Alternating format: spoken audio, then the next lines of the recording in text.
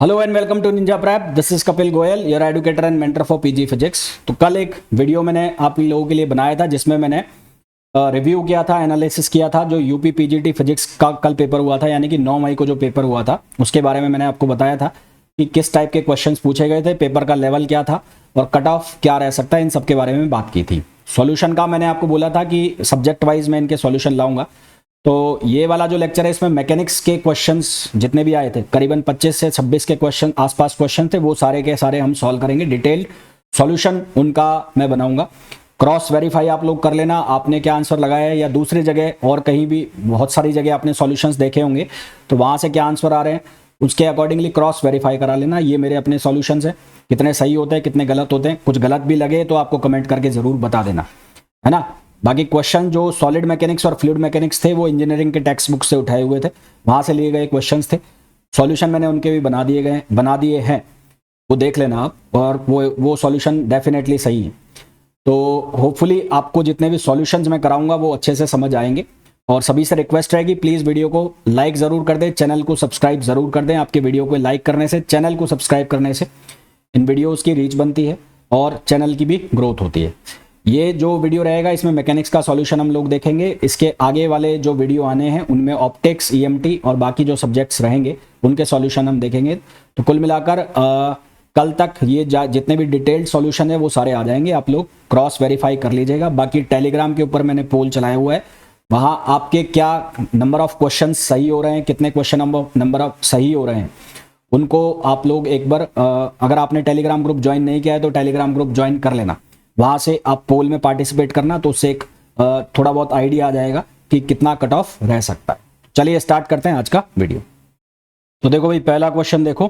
तो first question में बोला गया है एक समदेशिक ठोस के लिए यंग गुणांक E, बल्क मॉड्यूलस K और पॉइजन जो रेशो है न्यू के बीच में रिलेशन है। मतलब हमें आइसोट्रोपिक सॉलिड दिया हुआ है और उसके लिए E, K और म्यू में रिलेशन दिया होता है। E, K और म्यू में रिलेशन जो है E equals to 3K 1 - 2 mu या न्यू भी लिखते हैं इसको, म्यू भी लिखते हैं, दोनों ही लिखते हैं ना।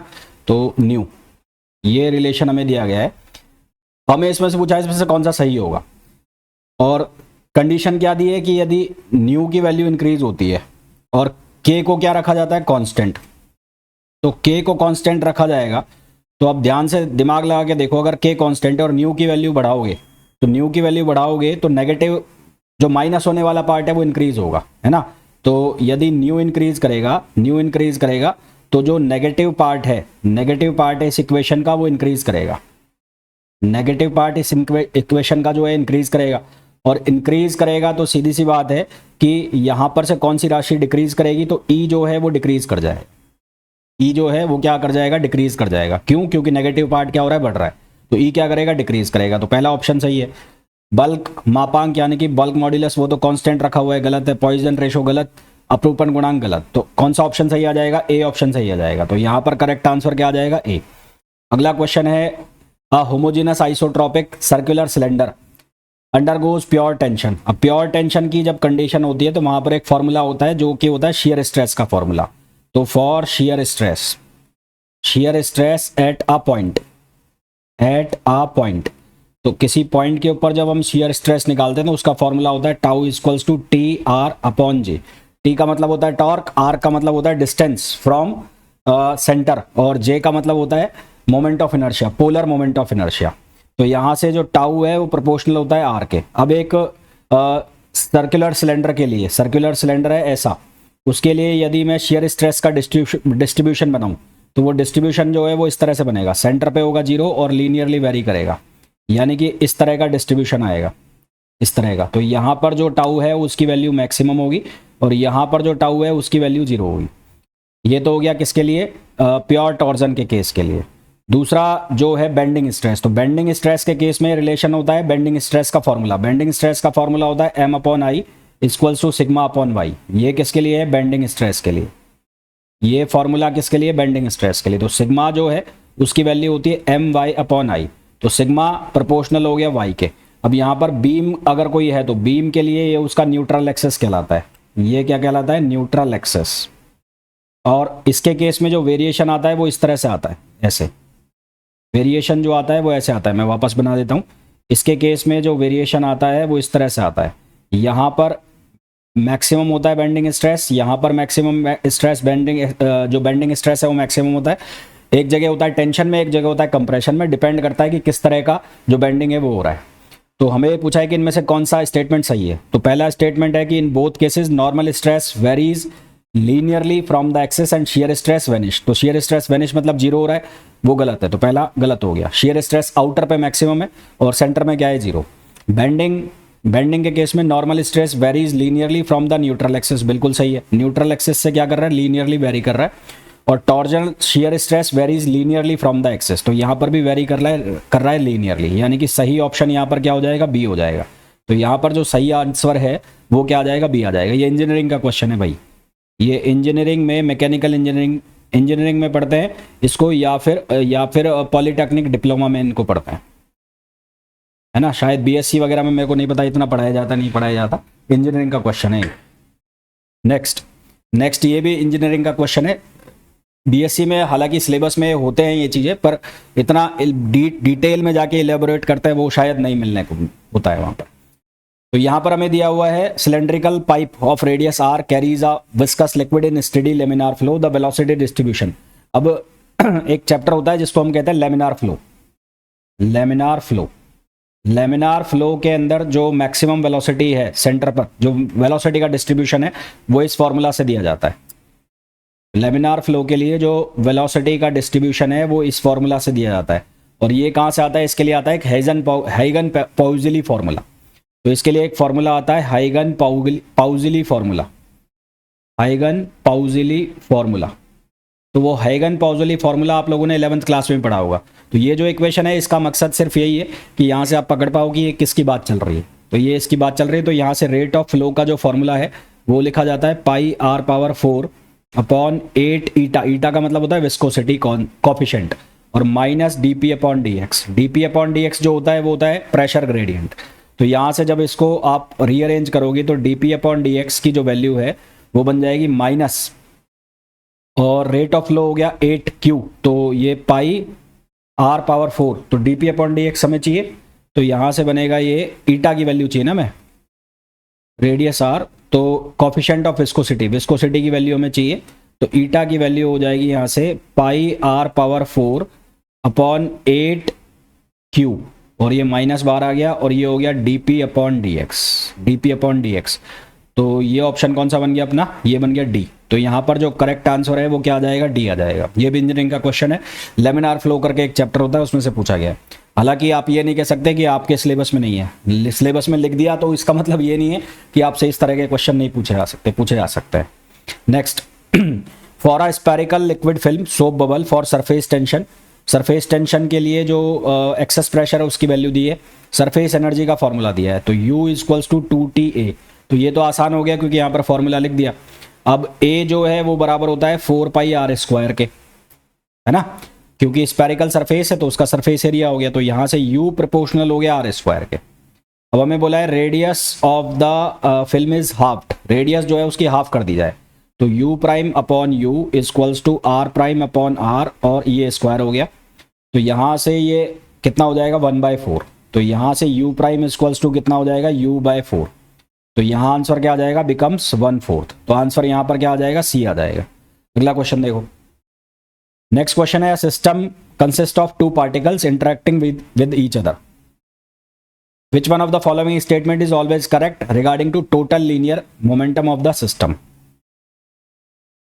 एक सिस्टम है जिसमें 2 पार्टिकल है और वो एक दूसरे से इंटरेक्ट कर रहे हैं, तो हमने ये पढ़ा है कि एक्सटर्नल फोर्स जो है वो बराबर होता है rate of change of momentum के, ठीक है। तो इंटरनल फोर्स जो है, तो according to Newton's third law, internal force जो है, इंटरनल फोर्स वो अगर F12 है तो माइनस F21 होंगे, है ना। इंटरनल फोर्स एक दूसरे के मैग्नीट्यूड में बराबर होते हैं और एक दूसरे के ऑपोजिट होते हैं। तो यहाँ से F नेट इंटरनल के लिए इसकी वैल्यू कितनी हो जाएगी, 0। अब इररेस्पेक्टिव ऑफ फोर्स, यहाँ पर ये कोई मतलब नहीं होता कि कंजर्वेटिव है नॉन कंजर्वेटिव है, इंटरनल फोर्स के लिए हमेशा इंटरनल नेट फोर्स कितना होगा, 0 होगा। और अगर एक्सटर्नल फोर्स है नहीं, if F external is zero, तो उस केस में dp अपॉन dt क्या हो जाएगा, वो भी किसके बराबर हो जाएगा, जीरो, और p किसके बराबर हो जाएगा, कांस्टेंट। तो हमें ये बताना है कि regarding the linear momentum of system कौन सा स्टेटमेंट सही है।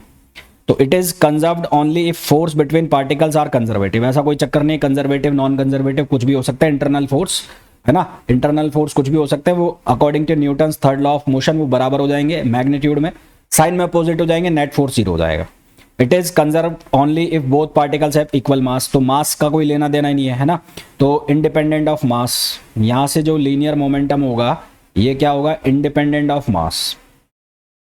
It is conserved irrespective of nature of internal force provide no external force acts. तो ऑप्शन सी जो है वो एकदम सही हो जाएगा। तो यहां पर ऑप्शन सी जो है वो एकदम क्या हो जाएगा, करेक्ट आंसर हो जाएगा। अगला क्वेश्चन देखो, फॉर अ वेक्टर फील्ड, अब यहां तो सीधा सीधा आंसर है, यहां तो सीधा सीधा आंसर है curl of grad of phi, grad of phi, phi मतलब स्केलर पोटेंशियल, ये किसके बराबर होता है, जीरो के बराबर होता है। तो सही आंसर क्या आ जाएगा, सी आ जाएगा। यानी कि आप इसको ऐसा लिख लो, curl of force equals to zero. यदि हमारे पास कोई फोर्स है ग्रेड ऑफ फाई है, आप इसको ऐसा भी कर सकते हो कि हम ये पढ़ते हैं कंजर्वेटिव एनर्जी के लिए D you upon D R, तो आप माइनस ग्रेड ऑफ यू, और यहां से ये जो फोर्स है, फोर्स यदि कंजर्वेटिव है तो उसका कर्ल क्या होता है, जीरो होता है। तो हमारे पास आंसर आ गया सी। तो आप इसको ऐसे भी कर सकते हो ना, अगर आपको ये याद नहीं है तो आप इसको यहां से भी निकाल के ला सकते हो। अगला क्वेश्चन देखो, अगला क्वेश्चन है, in a perfect elastic two body collision observed from centre of mass. Centre of mass frame की बात चल रही है, तो in centre of mass frame, in centre of mass frame, तो सेंटर ऑफ मास फ्रेम में क्या होता है, नेट मोमेंटम क्या होता है, जीरो होता है। मोमेंटम नेट मोमेंटम की वैल्यू क्या होती है, जीरो होती है, बिफोर कॉलिजन और आफ्टर कॉलिजन ये हमेशा क्या होता है, जीरो होता है। यानी कि P1 प्लस P2 क्या होता है, जीरो, और P1 किसके बराबर हो जाता है, माइनस ऑफ P2 के बराबर हो जाता है। तो हमें पूछा है, one particle suddenly subjected to an impulsive interaction that changes only the direction of its momentum but not its magnitude, which conservation law ensures that the other particle momentum must simultaneously rotate by the same angle। तो पहला है conservation of angular momentum, दूसरा है conservation of centre of mass of velocity, तीसरा है conservation of linear momentum. तो यहां पर किसका कंजर्वेशन हो रहा है, लीनियर मोमेंटम का कंजर्वेशन हो रहा है। सही आंसर हमारे पास क्या आ जाएगा, सी आ जाएगा। अगला क्वेश्चन देखो, अगला क्वेश्चन है, for a rigid body undergoing general rotation with angular velocity omega, the velocity of point whose position vector relative to fixed point O in body is r is given by v naught is equals to omega cross r। ये हमें relation दिया है। तो हमें बोला है कि एक रिजिड बॉडी है जो कि रोटेट कर रही है विद एंगुलर वेलोसिटी ओमेगा, और वेलोसिटी ऑफ पॉइंट किसी पॉइंट के रेस्पेक्ट में वेलोसिटी जिसके लिए position vector relative to fix point O in body r is given by, तो हुज पोजीशन वेक्टर जिसका कितना है, आर है। तो सबसे पहले यहाँ रिलेटिव वेलोसिटी की बात करें तो रिलेटिव वेलोसिटी कितनी होगी, omega cross R, omega cross R. ये हमारे पास जो v है ये तो फाइनल वेलोसिटी है, ओमेगा क्रॉस आर हमारे पास कौन सी वेलोसिटी होगी, रिलेटिव वेलोसिटी होगी। पहला ऑप्शन है relative velocity of any point with respect to O is perpendicular to R. The relative velocity of any point with respect to O is perpendicular to R। एक minute रुकना। For a rigid body undergoing general rotation with angular velocity omega, the velocity of a point whose position vector relative to a fixed point O in the body is R is given by, ये velocity हमें given है। Which of the following statement necessary follows? The relative velocity of any point with respect to O is perpendicular to R। देखो ये है ऐसे, मान लो मेरे पास ये रोटेशन हो रहा है और ये फिक्स्ड एक्सिस है, कोई ये फिक्स्ड एक्सिस है और रिलेटिव वेलोसिटी वाला हो गया ये, तो ये रिलेटिव वेलोसिटी हो गई। रिलेटिव वेलोसिटी क्या हो गई, ओमेगा क्रॉस आर। तो यहां पर बात चल रही है किसके लिए, जनरल रोटेशन। तो जनरल रोटेशन के लिए ये जो रिलेटिव वेलोसिटी है, तो अगर ये रेडियल वेक्टर है r, तो रिलेटिव वेलोसिटी जाएगी ऐसे वी आर। तो the relative velocity of any point with respect to O, of any point with respect to O is perpendicular to R, ये बिल्कुल सही है। तो ये general rotation about a fixed axis, तो कोई सा भी पॉइंट ले लो, सर्कुलर मोशन के लिए कंडीशन हो गई, कि ये जो हमारे पास ओमेगा आर होगा, तो ये क्या बनेगा, ओमेगा आर साइन थीटा। तो यहां से क्या वैल्यू आ जाएगी, ओमेगा आर। तो relative velocity at any point, किसी भी पॉइंट पर हम रिलेटिव वेलोसिटी निकालेंगे तो वो क्या जाएगी, परपेंडिकुलर टू आर जाएगी। ये जनरल कंडीशन हो गई सर्कुलर मोशन के लिए, तो पहला स्टेटमेंट सही है। फिर the magnitude of velocity at every point is same, magnitude change होगा, मैग्नीट्यूड चेंज हो सकता है क्योंकि आर की वैल्यू चेंज हो सकती है, तो आर चेंजेस तो मैग्नीट्यूड क्या हो सकता है, चेंज हो सकता है। तो जो मैग्नीट्यूड है वो क्या कर सकता है, चेंज कर सकता है। तो मैग्नीट्यूड चेंजेस, ठीक। तीसरा है the acceleration of every point depends, तो एक्सेलरेशन जो है वो इंडिपेंडेंट होगा, तो एक्सेलरेशन इंडिपेंडेंट होगा, यहां पर एक्सेलरेशन क्या होगा, इंडिपेंडेंट होगा, तो तीसरा भी गलत हो गया। फिर चौथा लिखा हुआ है the velocity of every point in the body is perpendicular to omega. अब क्योंकि जो ये डी पॉइंट है यहां पर v जो है v not plus omega R है, तो ये जो v नॉट है, तो v नॉट है, तो इसकी वजह से हम ये नहीं कह सकते कि वेलोसिटी हर पॉइंट के ऊपर परपेंडिकुलर होगी, नॉट नेसेसरीली ट्रू। तो ये कोई जरूरी नहीं है कि वेलोसिटी जो हर एक पॉइंट की है वो ओमेगा के परपेंडिकुलर होगी, क्योंकि यहाँ पर वी नॉट का जो है जो टर्म है वो ऐड हो रहा है। तो ये जो वेलोसिटी है जरूरी नहीं कि हर एक पॉइंट के लिए वो परपेंडिकुलर हो ओमेगा के लिए। तो डी स्टेटमेंट इसलिए गलत हो गया। तो हमारे पास सही आंसर क्या आ जाएगा, यहाँ पर ए आ जाएगा। Next, consider the following statement regarding a couple. और जब कपल की बात चलती है तो कपल का मतलब हो गया एक फोर्स ऐसा आ गया, एक फोर्स ऐसा आ गया। एक फोर्स ये है, एक फोर्स ये है, और इनके बीच में एक परपेंडिकुलर डिस्टेंस है। तो कपल जो बनेगा वो क्या बनेगा, वो टॉर्क के बराबर होगा। तो ये टॉर्क हो गया। और नेट फोर्स जो है एफ नेट, उसकी वैल्यू क्या हो जाएगी, 0। तो पहला ऑप्शन है कि a couple produce rotation without translation of body, क्योंकि नेट फोर्स क्या हो गया, 0। नेट फोर्स 0 हो गया तो ट्रांसलेशन मोशन होगा नहीं, तो ट्रांसलेशन मोशन जो है वो नहीं होगा, तो क्या होगा, रोटेशन होगा। तो पहला जो स्टेटमेंट है वो बिल्कुल सही लिखा हुआ है। दूसरा है the resultant force of couple is 0 but the resultant moment is not 0। दूसरा जो स्टेटमेंट है उसमें लिखा हुआ है रिजल्टेंट फोर्स 0 हो गया, रिजल्टेंट मोमेंट 0 नहीं होगा, तो दूसरा भी सही है। तीसरा है the moment of couple depends on choice of origin, तो चॉइस ऑफ ओरिजिन पे ये डिपेंड नहीं करेगा, है ना, इंडिपेंडेंट रहेगा यहां से। चौथा है couple can be balance bye a single force. Couple जो है वो टॉर्क है, तो torque can be balance bye torque can be balanced bye torque, couple और मोमेंटम। सिंगल फोर्स से बैलेंस नहीं होगा। तो चौथा जो स्टेटमेंट है वो भी हमारे पास क्या लिखा हुआ है, गलत लिखा हुआ है।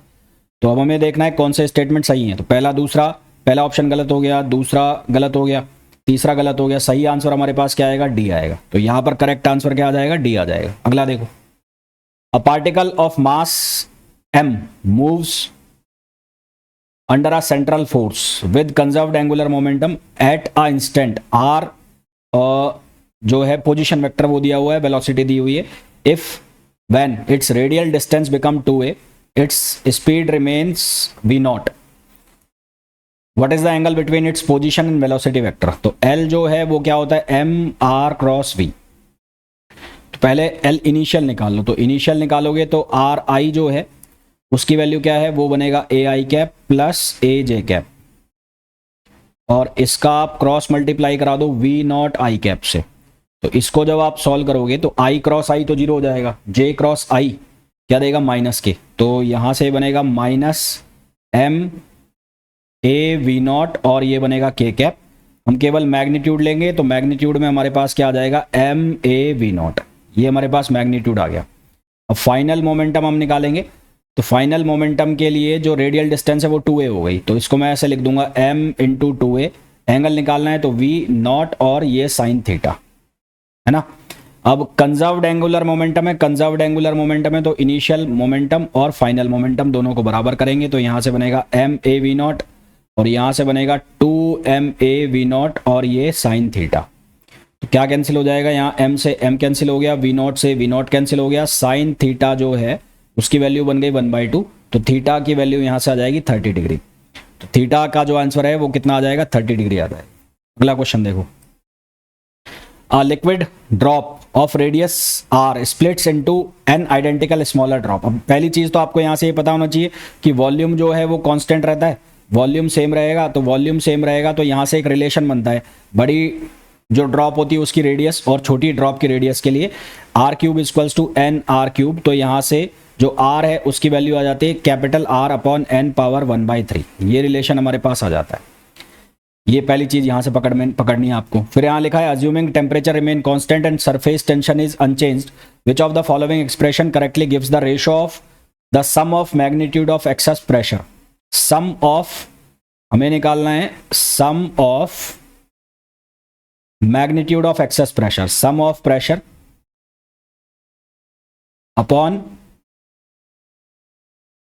The original drop before splitting.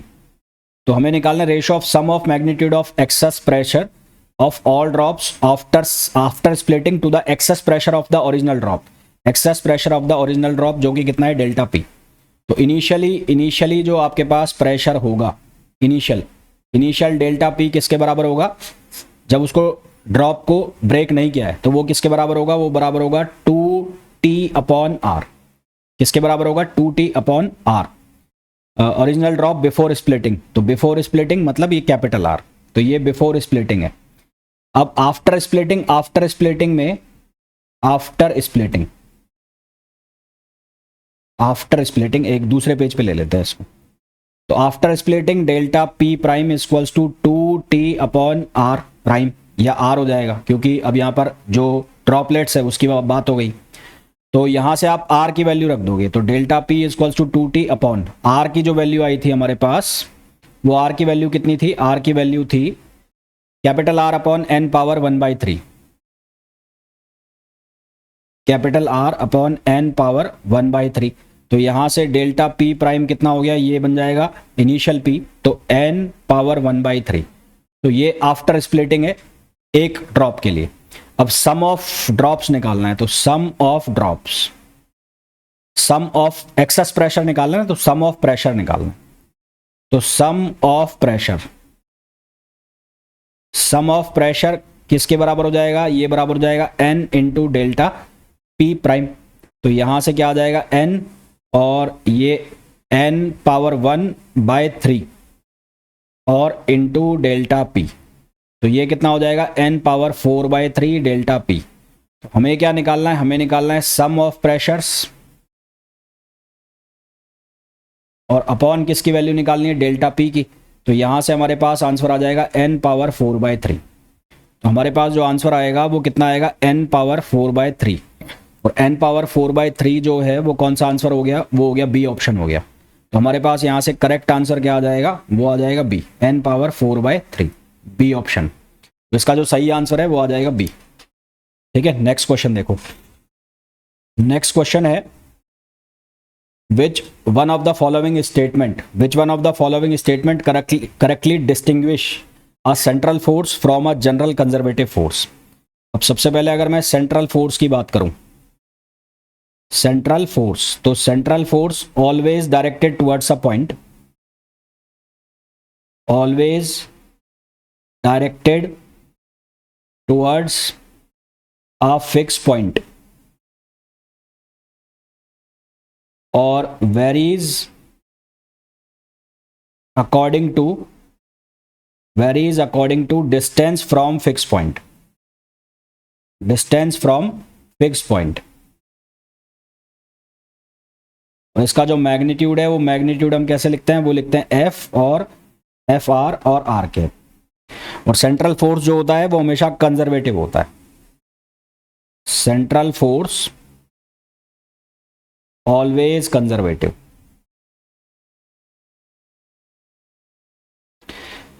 ठीक है, फिर दूसरा हमारे पास लिखा हुआ है कि कंजर्वेटिव फोर्स। तो कंजर्वेटिव फोर्स क्या होते हैं, कंजर्वेटिव फोर्स होते हैं इंडिपेंडेंट ऑफ पाथ,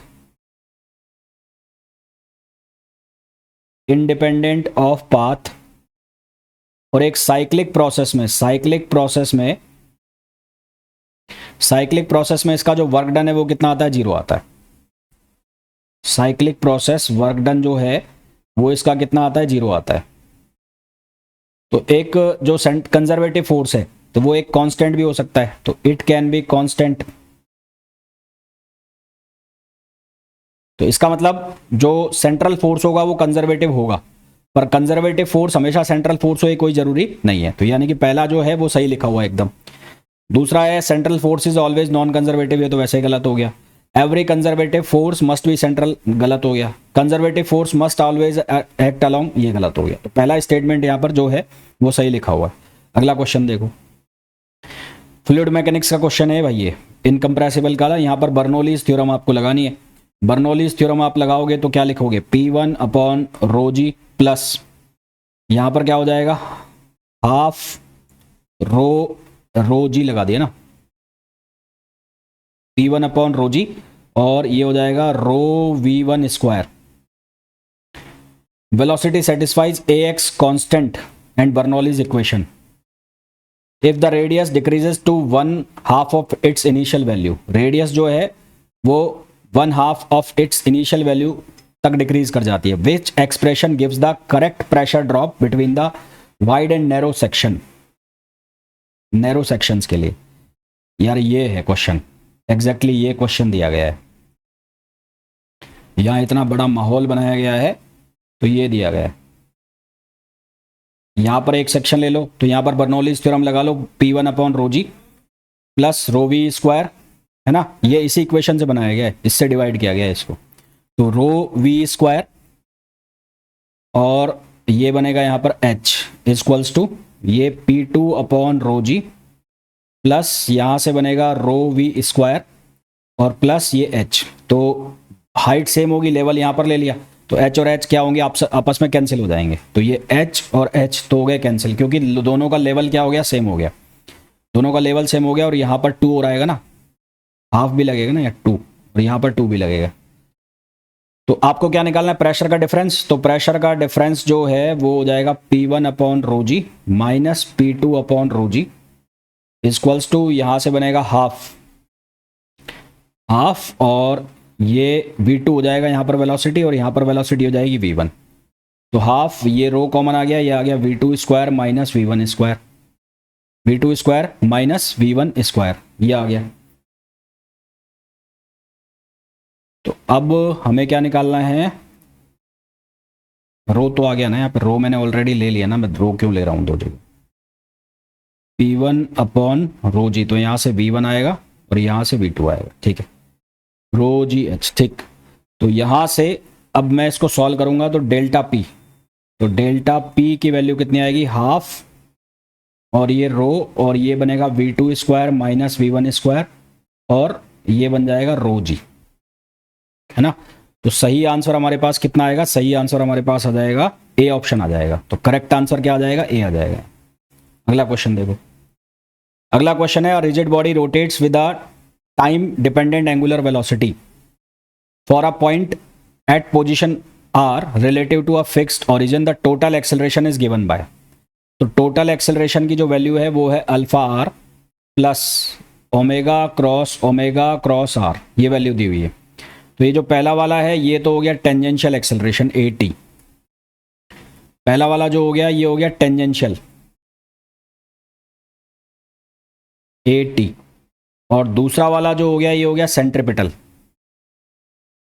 दूसरा वाला हो गया सेंट्रीपिटल, जिसको लिखते हैं AC से। तो हमें पूछा है कि which of the following statement is necessarily correct if alpha is parallel to omega. Alpha is parallel to होगा मतलब ओमेगा, मतलब दोनों सेम डायरेक्शन में घूमे, यानी कि अगर हमारे पास कोई इस तरह से रोटेशन हो रहा है, तो अगर ओमेगा की डायरेक्शन ये है और अल्फा की डायरेक्शन भी क्या होगी, यही होगी। देन टेंजेंशियल एक्सेलरेशन, तो जनरल रोटेशन की फिक्स कंडीशन है, तो जो टेंजेंशियल एक्सेलरेशन है वो ऐसे आएगा, और जो रेडियल एक्सेलरेशन है वो ऐसा आएगा। तो tangential acceleration is perpendicular to the radial acceleration, जो कि सही लिखा हुआ है। दूसरा है the term alpha cross R is always perpendicular to instantaneous velocity of the point, ये कोई जरूरी नहीं है। तीसरा है the term omega cross R is always directed radially outwards from the axis. Radially outward जरूरी नहीं है ना, ये सेंट्रीपिटल एक्सेलरेशन है, तो सेंट्रीपिटल एक्सेलरेशन तो टुवर्ड्स द सेंटर होता है, तो ये गलत हो गया। Omega is constant in magnitude but changing in direction then alpha is equals to 0, नहीं ये गलत हो गया ना। तो हमारे पास सही आंसर क्या आ जाएगा, ए आ जाएगा। अगला क्वेश्चन देखो, विच of the following quantity is dimensionless. तो डायमेंशनलेस कौन सा हो जाएगा, स्ट्रेन हो जाएगा। स्ट्रेन क्या होता है, change in dimension upon original dimension, change in dimension upon original dimension, यानी कि change in length upon original length. अगर लेंथ में चेंज कर रहे हो तो ओरिजिनल लेंथ, तो लेंथ की लेंथ से डायमेंशन कट जाएगी तो डायमेंशन लेस हो जाएगा, तो स्ट्रेन क्या होगा, डायमेंशन लेस हो जाएगा। अगला क्वेश्चन देखो, a particle is observed from two inertial frames in relative motion, it has constant velocity in one frame and is momentarily at rest in another frame, which statement express inertia. Inertia जो है वो inherent quantity होती है, inertia is inherent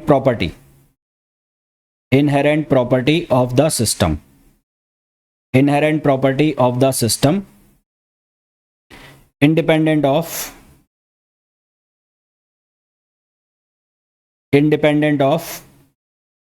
velocity, independent of observer और independent of जो हमारे पास frame है ना, तो इंडिपेंडेंट ऑफ फ्रेम, तो ये फ्रेम से भी क्या हो जाएगा, इंडिपेंडेंट हो जाएगा। तो किस पर डिपेंड करेगा, केवल मास पर। तो हमारे पास सही आंसर क्या आ जाएगा, डी आ जाएगा। सही आंसर क्या आ जाएगा, डी। अगला क्वेश्चन देखिए, a liquid rises in a capillary tube when brought in contact with it, which of the following. देखो लिक्विड राइज के लिए, तो for liquid rise in tube, in capillary tube, तो इसके लिए हमारे पास फॉर्मूला होता है H equals to 4T। T का मतलब है surface tension, cos theta upon rho G D. D का मतलब है डायमीटर। अब लिक्विड राइज करेगा,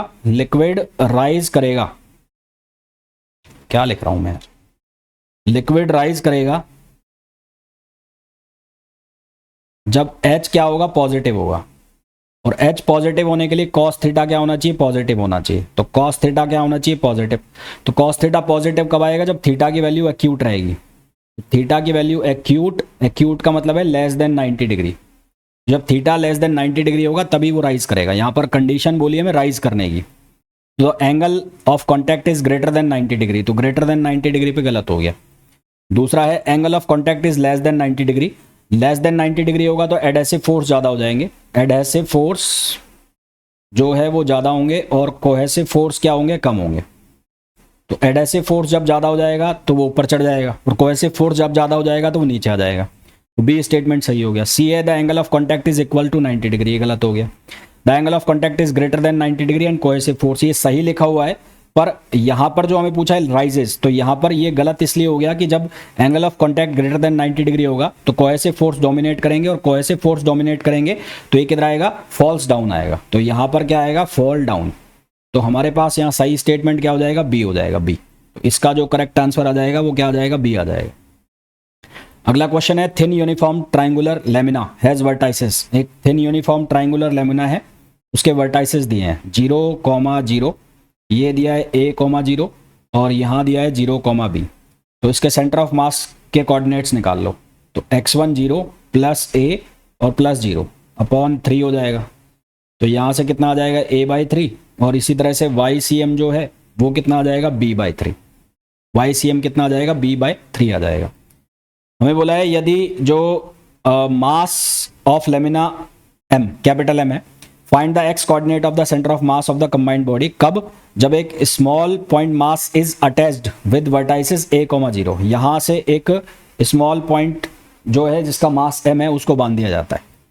तो इसको सॉल्व करना है, तो इसके लिए हम कैसे करेंगे, तो XCM निकालेंगे। तो M1 x1 plus M2 x2 upon M1 plus M2 करेंगे।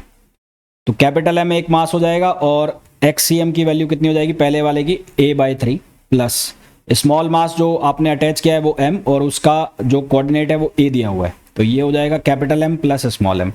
इसको सिंप्लीफाई करना है, 3 नीचे आ जाएगा तो ये बन जाएगा a/3 कॉमन आ गया, यहाँ बन जाएगा m plus 3m, capital M plus 3m ये बनेगा, और 3 नीचे आ गया और ये कैपिटल M प्लस m, ये capital M plus m।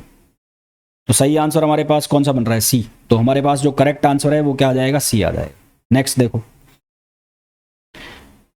A particle moves in a circle of constant radius under the action of central force. एक तो सेंट्रीपिटल एक्सेलरेशन लगेगा v²/r और एक टेंजेंशियल एक्सेलरेशन α/r जिसकी वैल्यू किसके बराबर? dv/dt। At a certain instant the magnitude of its velocity is increasing. Velocity जो है वो इंक्रीज कर रही है, तो at जो है वो 0 नहीं होगा। अगर वेलोसिटी का जो मैग्नीट्यूड है वो इंक्रीज कर रहा है तो जो टेंजेंशियल एक्सेलरेशन है वो 0 नहीं होगा। Which one of the following statement is correct? Acceleration has both centripetal and tangential component. The centripetal acceleration becomes 0 at instant. गलत। The acceleration has only tangential component. The acceleration is purely centripetal. अब यहाँ पर ये rotational motion हो रही है तो ये सेंट्रीपिटल हो गया और ये कौन सा हो गया? टेंजेंशियल हो गया, है ना? तो दोनों कंपोनेंट होंगे। Acceleration has both centripetal and tangential component. अगला, for a homogeneous isotropic elastic solid obeying generalised Hooke's law the stress tensor sigma ij is related to the stress tensor EIJ epsilon ij through Lame's constant lambda and mu. तो Lame's की जो इक्वेशन है, which of the following statement is necessary, engineering का question है ये। तो k is equals to lambda plus 2/3 mu. तो यहां लिखा है लैम्बडा की वैल्यू अगर इनफाइनाइट करोगे तो k जो है वो भी किधर अप्रोच करेगा? इनफाइनाइट को, और इनकम्प्रेसिबल हो जाएगा। सीधा सीधा आंसर है डी आ जाएगा, डी। अगला question, for a particle moving under inverse square central force the orbital equation is 1/r is equals to k/l², 1 + e cos theta, which condition on the total mechanical energy E corresponding to bound elliptical orbit. Elliptical orbit E < 0 होगा तो क्या होगा? Elliptical. E < 0 पर क्या होगा? Elliptical. E = 0 पर क्या होगा? पैराबोला। और यहां पर अगर माइनस लगा दोगे तो ये क्या बनेगा? सर्किल। और ग्रेटर देन 0 पर क्या होगा? हाइपरबोला। तो आपको क्या पूछा है? Elliptical orbit. तो सही आंसर क्या आ जाएगा? ए आ जाएगा। अगला क्वेश्चन देखो, यहां पर हमें जो सिग्मा है, सिग्मा मतलब स्ट्रेस, तो हमने पढ़ा है स्ट्रेस प्रोपोर्शनल टू क्या होता है? स्ट्रेन। यानी कि सिग्मा बराबर कैपिटल E इंटू ई। ये जो सिग्मा है ये है स्ट्रेस और ये स्ट्रेन लिखा हुआ है, इसको एप्सिलॉन से भी लिख सकते हो। तो E बराबर क्या हो गया? ये हो गया सिग्मा/E यानी कि स्लोप। और इंस्टेंटेनियस निकालना है तो ये निकलेगा डी सिग्मा/DE इंस्टेंटेनियस। ये हो जाएगा इंस्टेंटेनियस। तो आपको पूछा है इंस्टेंटेनियस रेखीय गुणांक यानी कि E यानी कि यंग मॉड्यूलस, y की वैल्यू निकालनी। तो इसको आपको डिफरेंशिएट करना है, तो इसको d सिग्मा/d एप्सिलॉन कर दो। तो इसको d सिग्मा/d एप्सिलॉन करोगे तो यहाँ बचेगा E और ये बच जाएगा 2 बीटा एप्सिलॉन। कौन सा आंसर आ गया? डी आ गया। तो सही आंसर क्या आ जाएगा? डी आ जाएगा। अगला क्वेश्चन देखो, दो वेक्टर है जिनके मैग्नीट्यूड दिए हैं, रिजल्टेंट दिया है और एंगल निकालना है। तो आपके पास फॉर्मूला होता है r² = a² + b² + 2ab और cos थीटा। तो r की वैल्यू 5 यूनिट है तो 5 का स्क्वायर 25 हो गया। यहाँ से 4 और 3 है तो ये हो गया 16 और 9 प्लस 4 × 12 = 24 cos थीटा। तो ये तो कैंसिल हो गया यहाँ से। तो cos थीटा किसके बराबर आ गया? 0। तो यहाँ से थीटा की वैल्यू कितनी हो जाएगी? 90 डिग्री। तो आंसर कितना आ जाएगा? 90 डिग्री आ जाएगा। अगला क्वेश्चन देखो, एक स्मॉल स्फेरिकल पार्टिकल है falls through a viscous fluid under gravity and attains terminal velocity. तो टर्मिनल वेलोसिटी का जो हमारे पास फॉर्मूला होता है वो होता है 2r² और ये रो माइनस सिग्मा, ये है रो माइनस सिग्मा g, ये डेंसिटी है ये, और अपॉन 9 ईटा। ईटा मतलब विस्कोसिटी कोफिशिएंट। तो यहाँ से जो टर्मिनल वेलोसिटी है वो r² के प्रोपोर्शनल है। तो हमें बोला है यदि radius of particle is doubled तो यहाँ से vt' upon vt equals to radius of particle double, तो ये 4 टाइम्स हो जाएगा। तो टर्मिनल वेलोसिटी बिकम्स 4 टाइम, तो टर्मिनल वेलोसिटी जो है वो 4 टाइम्स हो जाएगी, बिल्कुल सही है। और रिलैक्सेशन टाइम, तो रिलैक्सेशन टाइम का जो फॉर्मूला होता है रिलैक्सेशन टाइम, तो रिलैक्सेशन टाइम होता है m/6 pi eta are, 6 pi eta are, ये किसका फॉर्मूला होता है, ये रिलैक्सेशन टाइम का फॉर्मूला होता है। और जो m है वो वॉल्यूम के प्रोपोर्शनल है, तो वॉल्यूम यानी कि स्पेयर का वॉल्यूम हो गया आर क्यूब, तो टाउ प्रोपोर्शनल हो गया आर क्यूब अपॉन आर, यानी कि किसके प्रोपोर्शनल हो गया, आर स्क्वायर के। तो उस रिलैक्सेशन टाइम प्रोपोर्शनल हो गया आर स्क्वायर के, तो यहाँ से जो रिलैक्सेशन टाइम है वो भी 4 टाइम्स हो जाएगा। तो टर्मिनल वेलोसिटी भी 4 टाइम्स हो जाएगी और रिलैक्सेशन टाइम भी क्या हो जाएगा, 4 टाइम्स हो जाएगा। तो सही आंसर यहाँ पर क्या आ जाएगा, ए आ जाएगा, है ना। तो आई होप जितने भी क्वेश्चंस मैंने आपको कराए हैं वो बहुत अच्छे से आपको समझ आ गए होंगे।